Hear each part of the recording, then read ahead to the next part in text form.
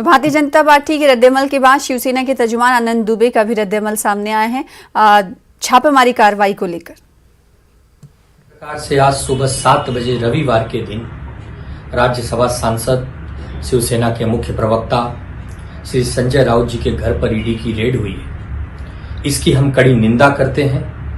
यह घटना दुर्भाग्यपूर्ण है। जब संजय राउत जी को ईडी का समन्स आया, 2 बार आया, उन्होंने कहा, लिखित में अपने वकीलों के थ्रू एक मैसेज दिलवाया ईडी को कि पार्लियामेंट का सत्र चल रहा है, सत्र में बहुत सारे विषय पर चर्चा होती है, मेरा वहां रहना अति आवश्यक है।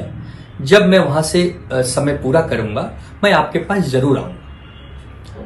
लेकिन पता नहीं क्या आनंद फानंद में यह फैसला लिया गया। 10-10 ईडी के अधिकारी किसी के घर में आ जाते हैं सुबह 7 बजे। देश में हजारों लोगों पर ईडी के केसेस चल रहे हैं, उन्हें समन्स भेजे जाते हैं 2 बार, 4 बार, 10 बार, लेकिन ईडी किसी के घर में चली जाती है।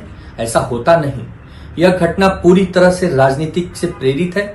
जहां जहां बीजेपी आगे जाकर काम नहीं कर पा रही है, वहां वहां ईडी को आगे भेजती है। संजय राउत जी बोलना बंद कर दें, संजय राउत जी शांत बैठ जाएं, बीजेपी का विरोध न करें, ऐसी मंशा है। यह दुर्भाग्यपूर्ण है और आने वाले समय में देश सब देख रहा है। इसका जवाब देश की जनता देगी।